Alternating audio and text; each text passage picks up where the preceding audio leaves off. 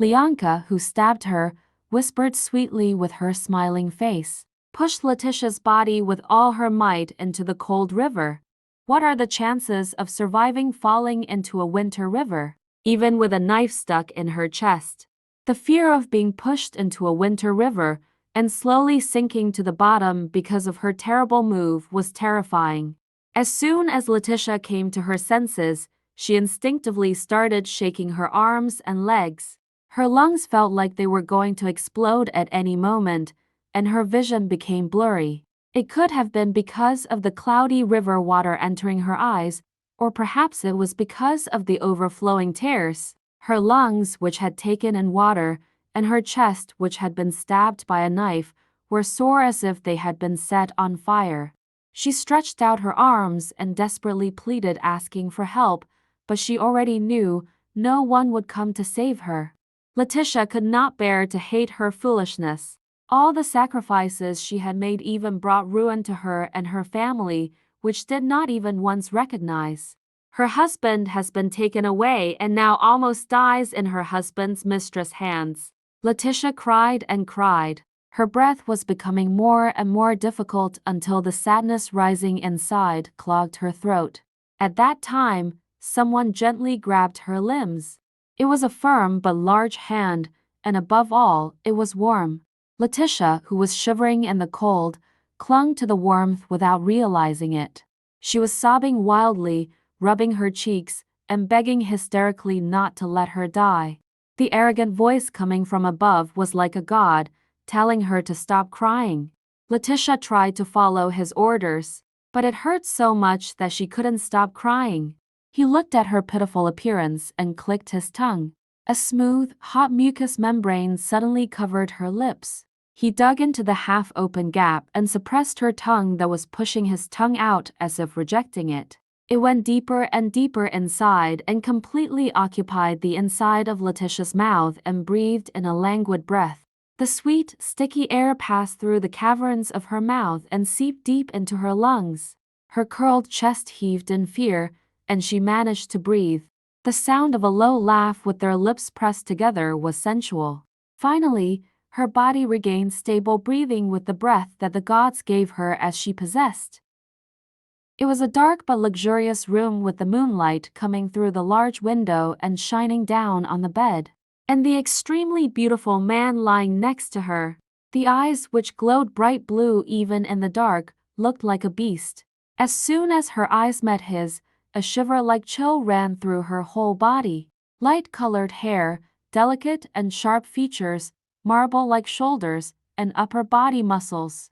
It was a beauty that made you doubt your eyes. Leticia, who was looking at him with a half-dazed head, soon realized the fact that she was lying in bed with an almost naked man. The first emotion that came to her mind was none other than alarm. It was a habit for her to avoid getting involved with other men. She had a fiancé when she was young and had a husband as soon as she became an adult.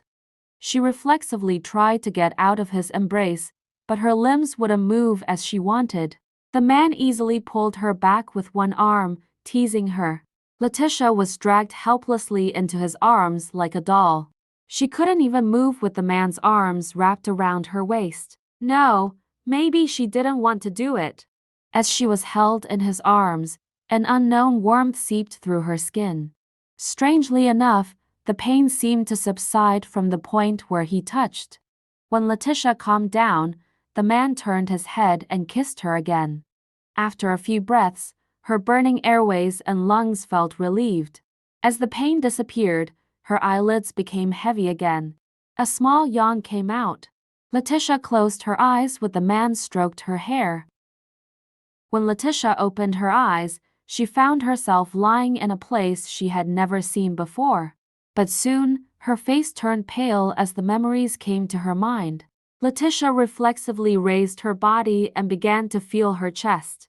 There was a knife stuck in there, but now there was nothing. Instead, a pure white bandage bounded her soft chest. Leticia was startled by the low voice heard from behind. When she turned around, covering her body with her arms, she saw a man lying in bed with her. A man with a sheet barely draped over his elongated lower body stretched out.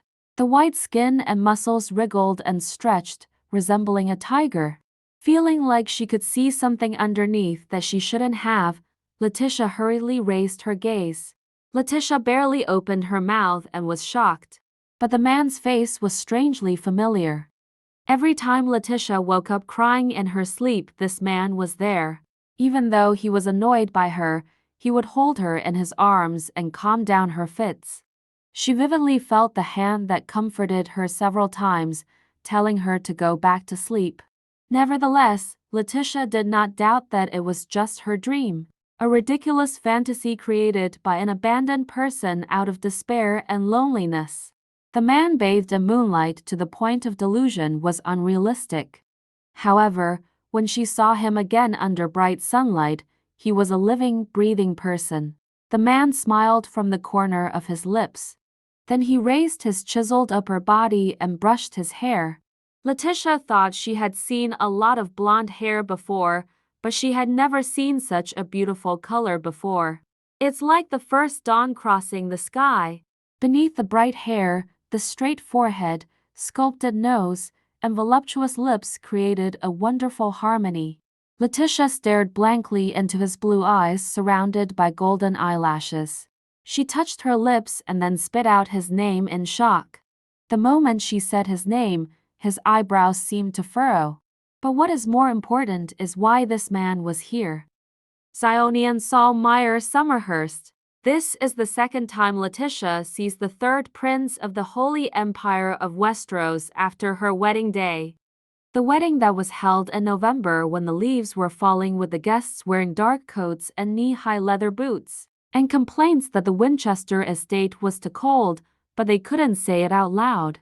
Her wedding was famous because as many as 2 members of the precious royal family came as guests. It was because Clarissa Winchester's high arrogance was due to her pride in being the Queen's childhood friend. Although Queen Anna died from childbed fever after giving birth to Calix. Perhaps that's why Prince Calix was particularly fond of his deceased mother. This was why he attended the wedding of Clarissa Winchester's son, Astor. People's attention could not be separated from the two princes. Prince Calix of Northland was also an attractive and dashing young man.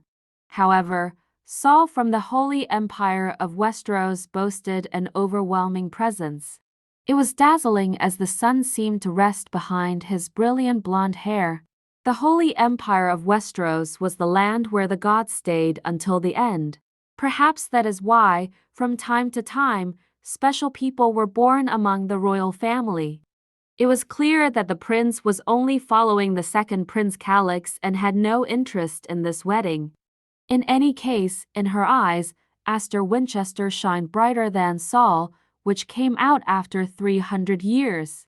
Thanks to this, Leticia was able to maintain the composure of the future Marchioness of Winchester. The person who really couldn't calm down was her mother-in-law, Clarissa. She was flattered by an unexpected guest of honor, made a fuss about it, and then flattered again. Olivier rolled his eyes and scolded her mother for her excessive actions. She was wearing a more extravagant dress than the bride. Extraordinary effort was put into her hair and makeup, making her look like a colorful bouquet. She was confident that she would be noticed by one of the princes. Clarissa reluctantly agreed and glanced at Leticia. She muttered something for Leticia to hear. Mocked at Leticia's father who looks lack of sincerity in her daughter's wedding. Leticia's father would be shocked if he heard that. Although the Marquis of Winchester was quite strapped for money, he valued the respect of the other nobles. Because of this, Leticia's wedding to Astor was held more grandly than necessary. Of course, it was Count Violette's sincerity that brought out that majesty. Astor called her mother coldly. It was a warning for her to stop her act. Recently, the relationship between him and his family has been tense. Because his parents are against the new project plan.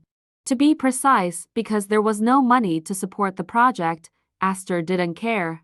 He is a person who takes it for granted that the world revolves around him. Because his parents, William and Clarissa, raised him like that. Olivier suddenly said to get congratulations from Saul for her brother's wedding, and Clarissa agreed. He wasn't just a prince, he was Saul. If he gives a congratulatory speech, the guests will be very impressed with the Winchester family. Olivier asked her mother permission and then disappeared to ask Saul herself, leaving behind a strong scent of perfume. But a few minutes later, she returned with an angry expression on her face, and she glanced at Leticia. Olivier's face turned bright red after being rejected by him. Leticia didn't know the exact situation, but it seemed like she was treated poorly by the Prince of Westeros. Clarissa, looking into Astor's eyes, asked if he was willing to go and ask him. Leticia had no greed for things like fame or Saul, but when she saw Olivier's expression, she felt an unknown joy. In front of Clarissa, she wanted to make a success of the request that Olivier had failed to fulfill. She asked to go alone and asked the Saul for his congratulatory speech. It was rare for Leticia to ask for something first. Astor seemed reluctant and frowned on one of his eyebrows. He wasn't used to saying apologetic things to others. Since he was never deprived of other people's attention, he was very dissatisfied with Saul's presence. But when Leticia looked up and smiled, Astor's hard eyes softened slightly. They left Clarissa and Olivier behind and headed to the princes. As expected, second Prince Calix welcomed them warmly. He was a nobleman of his country and a future subordinate, so there was no reason to treat him badly. However, the Prince Ionian from another continent showed no interest. Calix gestured to persuade him. However, he was nobler than Calix and did not hesitate. Ionian burst out laughing when Leticia asked him to give a congratulatory speech at their wedding, even though this was the first time they had met. The obvious ridicule made them feel stupid. There is no way Astor, whose pride was as high as that of a prince, would tolerate this. He rose from his seat. Leticia held his arm for fear of incurring the prince's wrath, but Astor pulled his hand without hesitation. Astor, unable to overcome his anger, fired a shot and left, leaving her alone. Leticia was familiar with Astor's nature. After all, she didn't come here for no reason. No matter how hard Astor resisted, it was her decision. So, it was right for her to take responsibility herself. Prince Calix looked at her with a sympathetic expression, but Ionian. It was a face she couldn't tell whether he was angry or amused. Leticia smiled embarrassedly and looked back at the princess. She spoke neatly, knelt on one knee and bowed her head. Apologizes for her request and Astor's rude actions towards Prince Ionian. The hem of the pure white wedding dress fell to the floor, covered in dust, making it look unsightly. Calix, who reflexively called her by her unmarried last name, looked embarrassed. On the contrary, Ionian sat, resting his chin, and responded. Leticia raised her head at those unexpected words. At that time, Ionian stated that he was willing to give a congratulatory speech. His eyes, bluer than her most expensive sapphires, stared at her and whispered mischievously. Ionian told Leticia to run away, as far as possible. He looked at Leticia like a goldfish eating without realizing his stomach was going to explode. Leticia sighed as she felt like she was being teased this time. This was the first time she had seen a man more arrogant than Astor Winchester. That was her first impression of Ionian Saul Meyer.